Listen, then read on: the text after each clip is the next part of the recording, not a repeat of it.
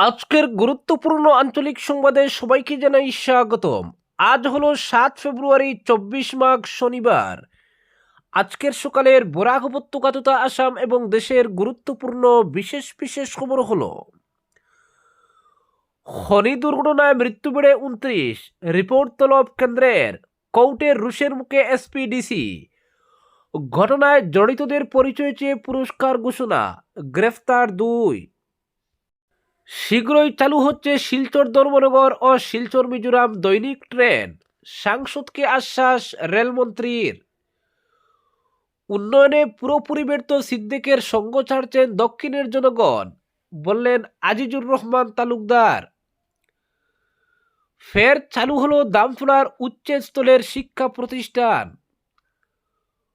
উচ্ছেদের নোটিশপ্রাপ্ত অনেকেই তল্পিতল পালিয়ে ছাড়ছেন পাতারকান্দির বনাঞ্চল। প্রধানমন্ত্রী মৎস্য সম্পদ যোজনায় বিশেষ পদক্ষেপ, হিতাধিকারীদের চেক ও গাড়ি সমঝে দিলেন মন্ত্রী কৃষ্ণেন্দু। মাধ্যমিক উচ্চ মাধ্যমিক, শ্রীভূমি জেলায় বিএনএস 163 ধারায় নিষেধাজ্ঞা।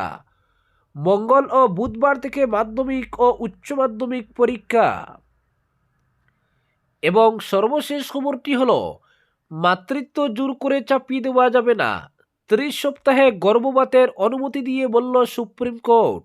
এবারে শুনুন বিস্তারিত খবর। খনি দুর্ঘটনায় মৃত্যু বেড়ে 29, যেন মৃত্যুর কূপ। আর এই মৃত্যুর কূপ থেকে শুক্রবার দ্বিতীয় দিনেও এক এক করে উদ্ধার হলো 11 জন শ্রমিকের মৃতদেহ। ফলে মৃতের সংখ্যা বেড়ে 29 জনে গিয়ে দাঁড়িয়েছে। অবশ্য অসমর্থিত সূত্র বলছে নিহত শ্রমিকের সংখ্যা 35 জনে গিয়ে ঠেকেছে। ঘটনায় 36 ঘন্টা অতিক্রান্ত হলেও এ পর্যন্ত কোনো শ্রমিকের মৃতদেহের পোস্টমর্টেম সম্পন্ন করে উঠতে পারেনি মেঘালয় প্রশাসন। ফলে মৃতদেহগুলো বাড়ি নিয়ে আসতে পারছেন না পরিবারের লোকজন। অবশ্য অভিশপ্ত ওই কয়লা খনির 2 কর্তাকে গ্রেফতার করেছে পুলিশ। বিস্ফোরণের সঙ্গে জড়িত ব্যক্তির পরিচয় বের করতে ঘোষণা করা হয়েছে পুরস্কারও। এই ঘটনা সম্পর্কে জবাবদিহি করতে ক্লেরিয়েটের জেলা শাসক এবং পুলিশ সুপারকে 9 ফেব্রুয়ারি সশরীরে আদালতে হাজির থাকার নির্দেশ দিয়েছে মেঘালয় হাইকোর্ট। রাজ্য সরকারের কাছে রিপোর্ট তলব করেছে কেন্দ্রীয় কয়লা মন্ত্রকও। বৃহস্পতিবার সকাল মেঘালয়ের পূর্ব জয়ন্তিয়া পার্বত্য জেলার ক্লেরিয়ার থেকে প্রায় 90 কিলোমিটার দূরের তাংকসু বস্তিতে থাকা এক অবৈধ রেড হোল মাইনিংয়ে ঘটে যায় ভয়ঙ্কর দুর্ঘটনা। কয়লা খননের জন্য ডিনামাইট বিস্ফোরণ ঘটানোর ফলে ওই খনির প্রবেশ মুখে ভয়ঙ্কর অগ্নিকাণ্ডের সূচনা হয়। ওই সময় খনির ভেতরে বেশ কিছু শ্রমিক প্রতিদিনের মতো কয়লা কাটার কাজে ব্যস্ত ছিলেন। ফলে ওইসব শ্রমিকদের বেশিরভাগই খনির ভিতরে অগ্নিদগ্ধ হয়ে প্রাণ হারান। কয়েকজনকে জীবিত উদ্ধার করা হলেও তাদের অবস্থা আশঙ্কাজনক। বৃহস্পতিবার রাতে পূর্ব জয়ন্তিয়া হিলস জেলার পুলিশ সুপার বিকাশ কুমার এক বিবৃতিতে 18টি মৃতদেহ উদ্ধারের কথা জানিয়েছেন।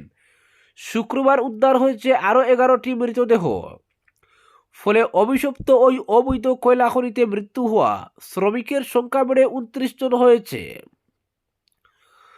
তবে অসমর্থিত এক সূত্র বলছে এ পর্যন্ত 35 জন শ্রমিকের মৃতদেহ উদ্ধার করা হয়েছে। অবৈধ রেড হোল মাইনিং এর ফলে সংঘটিত এই ঘটনায় সমস্ত দেশ কাঁপিয়ে দিয়েছে। ফলে ঘটনাটি নিয়ে বেশ বিপাকে পড়েছে কনরাড সাংমার সরকার। একদিকে হাইকোর্ট, অন্যদিকে কেন্দ্র সরকার মেঘালয় সরকারকে চেপে ধরেছে। জানা গেছে হাইকোর্টের 2 বিচারপতির এক ডিভিশন বেঞ্চ কয়লা খনির অঘটন নিয়ে মেঘালয় সরকারের অবস্থান জানতে চেয়েছে। বিচারপতি এইচ.এস. থ্যাংকিউ এবং বিচারপতি ওয়ানলুরা ডিংডু এই ঘটনায় ক্লেরিয়েটের জেলাশাসক শিবাংশ আবস্তি ও পুলিশ সুপার বিকাশ কুমারকে আদালতে হাজির হওয়ার নির্দেশ দিয়েছেন। আগামী 9 ফেব্রুয়ারি এই 2 আধিকারিককে সশরীরে হাজিরা দিতে ডিভিশন বেঞ্চ নির্দেশ দিয়েছেন। তাছাড়া কেন্দ্রীয় কয়লা মন্ত্রী জি কিষাণ রেড্ডিও এই ঘটনার রীতিমতো ক্ষুব্ধ। কেন, কিভাবে এই অবৈধ কয়লা উত্তোলন ইত্যাদির সবিশেষ মেঘালয় সরকারের কাছে তথ্য তলব করেছেন তিনি। বিষয়টির গুরুত্ব উপলব্ধি করে বসেন এই মুখ্যমন্ত্রী কনরাড সাংমাও। তদন্তের নির্দেশ দিয়ে খনির মালিক, ঠিকাদার সহ সংশ্লিষ্ট সবাইকে সত্বর গ্রেফতার করতে নির্দেশ দিয়েছেন। মুখ্যমন্ত্রীর রক্তচক্ষুতে তাৎক্ষণিকভাবে অভিশপ্ত ওই খনি মালিককে গ্রেফতার করেছে পুলিশ, তবে এদের নাম প্রকাশ্যে আনা হয়নি। পরবর্তী খবরটি হলো, শীঘ্রই চালু হচ্ছে শিলচর ধর্মনগর ও শিলচর মিজোরাম দৈনিক ট্রেন, সাংসদকে আশ্বাস রেলমন্ত্রীর। শীঘ্রই শিলচর ধর্মনগর দৈনিক ট্রেন চালু হবে, এ মর্মে রাজ্যসভার সাংসদ কোনাদ পুরকায়স্থকে আশ্বাস করেছেন কেন্দ্রীয় রেলমন্ত্রী অশ্বিনী বৈষ্ণব। শুক্রবার নয়াদিল্লিতে রেলমন্ত্রীর সঙ্গে সাক্ষাৎ করে শিলচর ধর্মনগর ট্রেনটি পুনরায় দৈনিক হিসেবে চালুর অনুরোধ জানান সাংসদ কোনাদ পুরকায়স্থ। পাশাপাশি তিনি শিলচর গুয়াহাটি ট্রেনকে আইসিএফ কোচ থেকে আধুনিক এলএইচবি কোচে রূপান্তর এবং শিলচর মিজোরাম ট্রেন পরিষেবা চালুর দাবি উত্থাপন করেন। কেন্দ্রীয় রেলমন্ত্রীর সঙ্গে আলোচনাকালে সাংসদ কোনাদ পুরকায়স্থ উল্লেখ করেন, কোভিড মহামারীর আগে শিলচর ধর্মনগর ট্রেনটি দৈনিক হিসাবে চলাচল করত। যাত্রীদের সুবিধা, আঞ্চলিক যোগাযোগ এবং সামগ্রিক আর্থসামাজিক উন্নয়নের স্বার্থে এই ট্রেনের দৈনিক চলাচল অত্যন্ত জরুরি।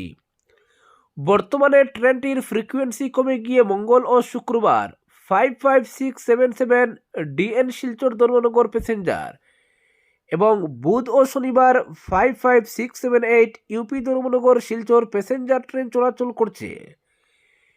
এর ফলে স্বল্প দূরত্বের এই গুরুত্বপূর্ণ রেল সংযোগের উপর নির্ভরশীল নিত্যযাত্রী, শিক্ষার্থী, রোগী ও কর্মজীবীদের উপর অসুবিধার সম্মুখীন হতে হচ্ছে।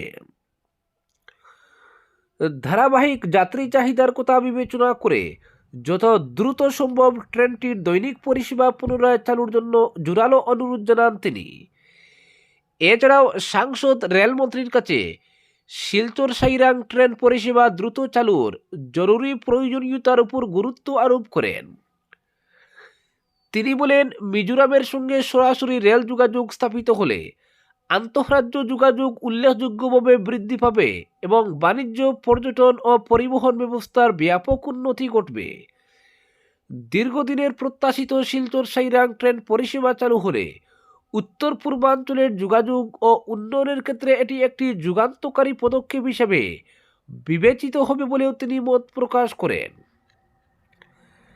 এদিন আলোচনাকালে শিলচর গুয়াহাটি ট্রেনের আইসিএফ কোচের পরিবর্তে এলএইচবি কোচ চালুর বিষয়েও গুরুত্ব দেন সাংসদ কোনাদ পুরকায়স্থ।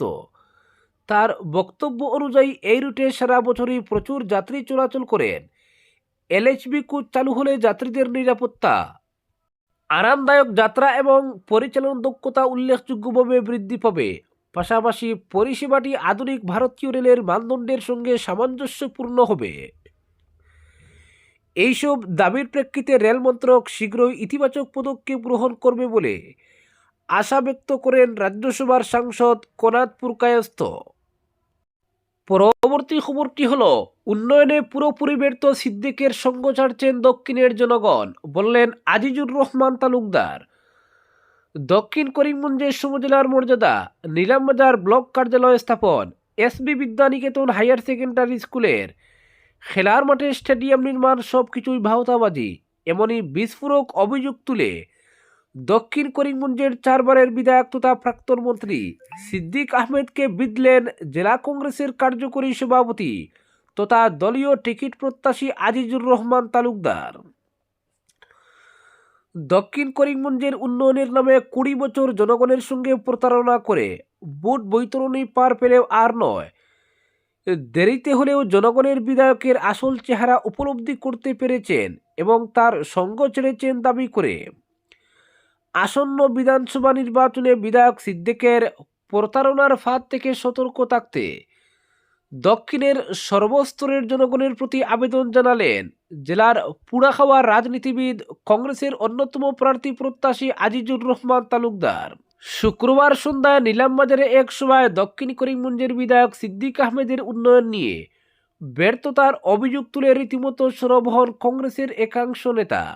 বলেন, বিধায়কের 5 বছরের কার্যকালে কোথাও তেমন উন্নয়নমূলক কাজ পরিলক্ষিত হয়নি দক্ষিণে। সিদ্দিক আহমেদের 5 বছরের বিধায়ক উন্নয়ন তহবিলের টাকার কাজ কোথায় খুঁজে পাওয়া যায়নি। এমএলএ এলএডিএস থেকে শুরু করে সরকারি প্রতিটি বিভাগ কর্তৃক বরাদ্দ টাকার কাজের কোনো হিসাব পাওয়া যায়নি। দক্ষিণ করিমগঞ্জের উন্নয়নে ডালাভাবে অর্থ মঞ্জুর হলেও বাস্তবিক করতে সেই টাকার কাজ হয়নি বলে অভিযোগ তুলে বিধায়ক সিদ্দিক আহমেদকে নিশানা করে কামান দাগেন কংগ্রেস নেতারা। তাদের অভিযোগ, দক্ষিণের সবকটি গুরুত্বপূর্ণ গ্রামীণ রাস্তার হাল খুবই শোচনীয় আকার নিয়েছে। বেহাল গ্রামীণ রাস্তাগুলো মানুষ চলাচলের অনুপযোগী হয়ে পড়েছে। সবকটি নদীবাঁধের অবস্থা শোচনীয়। ভগ্নদশাপ্রাপ্ত ও নড়বড়ে বাঁধগুলো প্রতি বছর ভেঙে বিধ্বংসী বন্যায় হাজার হাজার গরিব মানুষ সহ চাষিরা সর্বশান্ত হয়েছেন। ভাঙ্গা বাঁধ সংস্কারে পুরোপুরি ব্যর্থ হয়েছেন বিধায়ক। নিজের ছেলেসহ ঘনিষ্ঠদের মধ্যে সরকারি বিভিন্ন বিভাগের ঠিকাদারির বরাত পাইয়ে দেওয়া সহ কমিশন রাজের নামে রীতিমতো স্বর্গরাজ্য গড়ে তুলেছেন। শুধু তাই নয়, বিধায়ক সিদ্দিক আহমেদ নাকি নিজের ছেলের নামেই নিলামবাজার ব্লকে বেন্ডনের দায়িত্ব পাইয়ে মনরেগার যোজনার ম্যাটেরিয়াল সাপ্লাই দেওয়ার নামে কাড়ি কাড়ি টাকা আত্মসাৎ করছেন বলে অভিযোগ তুলে সরব হয়েছেন তারা। বলেন, বিধায়ক সিদ্দিক আহমেদ সমষ্টির উন্নয়নে ব্যর্থতা সহ পাহাড় প্রমাণ দুর্নীতির খতিয়ান প্রতিটি সভা সমিতিতে সাধারণ জনগণের কাছে তুলে ধরছেন। গত পঞ্চায়েত নির্বাচনে ব্যালটের মাধ্যমে বিধায়ক সিদ্দিক আহমেদকে সমষ্টির উন্নয়নে ব্যর্থতার যোগ্য জবাব দিয়েছেন দক্ষিণের ভোটাররা। বিধায়কের উন্নয়নে ব্যর্থতার জন্য দক্ষিণের জনগণের কাছে রীতিমতো জবাবদিহি হতে হচ্ছে তাদেরকে। তাই গত 5 বছরের সরকারি বিভিন্ন বিভাগ কর্তৃক বরাদ্দ অর্থের সঠিক কাজের হিসাব সহ এমএলএ এলএডিসির কাজ কোথায়, কী কাজে কত টাকা ব্যয় করা হয়েছে তার পুঙ্খানুপুঙ্খ তথ্য জনগণের কাছে তুলে ধরতে বিধায়ককে রীতিমতো চ্যালেঞ্জ ছুড়ে দেন এবং চলতি বছরে প্রাকৃতিক দুর্যোগ, বন্যা ও ঘূর্ণিঝড়ে প্রকৃত ক্ষতিগ্রস্ত অসহায় জনগণ দীর্ঘ সময়ে ফ্লাড ড্যামেজ ও সাইক্লোন ড্যামেজের সরকারি সহায়তা না পাওয়ায় দক্ষিণের বিধায়ককে সরাসরি দায়ী করেছেন তারা। বলেন, বিধায়কের ব্যর্থতার দরুন ক্ষতিগ্রস্ত হাজার হাজার সর্বশান্ত মানুষ সরকারি সাহায্য থেকে বঞ্চিত হয়েছেন। পরবর্তী খবরটি হলো, হাইলাকান্দির ইন্সপেক্টর অফ স্কুলস দক্ষিণ হাইলাকান্দির গাড়মুড়া রেঞ্জের দামছড়ায় সব ধরনের শিক্ষা প্রতিষ্ঠানের ক্লাস আজ 7 ফেব্রুয়ারি থেকে পুনরায় চালু করার নির্দেশ দিয়েছেন। দামছড়ায় বন বিভাগের উচ্ছেদ অভিযানের পরিপ্রেক্ষিতে ওই এলাকায় শিক্ষার্থীদের নিরাপত্তার স্বার্থে এলপি স্কুল থেকে কলেজ পর্যন্ত সব ধরনের শিক্ষা প্রতিষ্ঠান গত 3 ফেব্রুয়ারি থেকে বন্ধ রাখতে বলা হয়েছিল। ফলে দামছড়া ক্লাস্টার, জামিরা দ্বিতীয় ক্লাস্টার এবং গাড়মুড়া হিল দ্বিতীয় ক্লাস্টারের শিক্ষা প্রতিষ্ঠানগুলোতে আজ শনিবার থেকে একাডেমিক ক্যালেন্ডার অনুযায়ী পুনরায় স্বাভাবিক কাজকর্ম চলবে। পরবর্তী খবরটি হল, প্রধানমন্ত্রী মৎস্য সম্পদ যোজনায় বিশেষ পদক্ষেপ, হিতাধিকারীদের চেক ও গাড়ি সমঝে দিলেন মন্ত্রী কৃষ্ণেন্দু। মৎস্যজীবীদের অর্থনৈতিকভাবে স্বাবলম্বী করতে এবং মৎস্য চাষে আধুনিক প্রযুক্তির প্রসারে বিশেষ পদক্ষেপ নিল শ্রীভূমি জেলা মৎস্য দপ্তর। পাতারকান্দি সমজেলা অফিস প্রাঙ্গণে 2024-25 অর্থবর্ষের প্রধানমন্ত্রী মৎস্য সম্পদ যোজনার অধীনে সুফলভোগীদের হাতে আনুষ্ঠানিকভাবে চেক তুলে দেন মন্ত্রী কৃষ্ণেন্দু পাল। মৎস্য চাষে উৎসাহ দিতে এবং গ্রামীণ অর্থনীতিকে মজবুত করতে এই উদ্যোগ নেওয়া হয়েছে। চেক বিতরণের পাশাপাশি এদিন ধরতি আবার জনজাতীয় সুরক্ষা যোজনার আওতায় উপভোক্তাদের হাতে আইস বক্স সহ 2 চাকা গাড়ির চাবিও তুলে দেওয়া হয়। এর ফলে মৎস্যজীবীরা দ্রুত ও সতেজ অবস্থায় মাছ বাজারে পৌঁছে দিতে পারবেন। মন্ত্রী কৃষ্ণেন্দু বলেন, আমাদের সরকার মৎস্যজীবীদের পাশে আছে। প্রধানমন্ত্রী মৎস্য সম্পদ যোজনার মাধ্যমে আজ অনেককে চেক দেওয়া হলো। এছাড়া জনজাতীয় ভাই বোনদের জন্য আইস বক্স সহ স্কুটির ব্যবস্থা করা হয়েছে, যাতে তারা ব্যবসা আরও ভালো করতে পারেন। শুধুমাত্র আর্থিক সাহায্যই নয়, বৈজ্ঞানিক পদ্ধতিতে মৎস্য চাষের প্রশিক্ষণ দিয়ে মৎস্যজীবীদের দক্ষ করে তোলার উপরও জোর দেওয়া হয়েছে। মন্ত্রীর এই উপস্থিতি এবং সরকারের এই জনকল্যাণমুখী প্রকল্পগুলো জেলার মৎস্যজীবীদের মধ্যে নতুন আশার আলোর সঞ্চার করেছে। আধুনিক যন্ত্রপাতি ও সঠিক প্রশিক্ষণকে কাজে লাগিয়ে আগামী দিনে শ্রীভূমি জেলা মাছ উৎপাদনে আরও এগিয়ে যাবে বলে আশা করা হচ্ছে। পরবর্তী খবরটি হলো, উচ্ছেদের নোটিশপ্রাপ্ত অনেকেই তল্পিতল্পা নিয়ে ছাড়ছেন পাতারকান্দির বনাঞ্চল। শ্রীভূমির পাথারকান্দি বিধানসভা সমষ্টির বাদশাহী সংরক্ষিত বনাঞ্চলে অবৈধভাবে বসবাস করা পরিবারগুলোকে উচ্ছেদ নোটিশ দিয়েছে বন বিভাগ। আজ 7 ফেব্রুয়ারির আগে তাদেরকে বনভূমি ছাড়ার নির্দেশ দেওয়া হয়। এতে বনাঞ্চলে বসবাসরত লোকজনের মধ্যে হাহাকার ও আতঙ্কের পরিবেশ সৃষ্টি হয়েছে। হাজারের বেশি পরিবারকে উচ্ছেদের নোটিশ দেওয়া হয়েছে। এতে ইসাপার, মাধবপুর, বালিয়া, মধুরবন, ছাগলমুয়া, মাগুরা, যোগীছড়া, চাঁদপুর সহ আরও কিছু সংরক্ষিত বনাঞ্চলে বসবাসকারী লোকদের নাম রয়েছে। এদিকে উচ্ছেদের নোটিশ হাতে পেয়ে দিশেহারা হয়ে পড়েছেন অনেকে।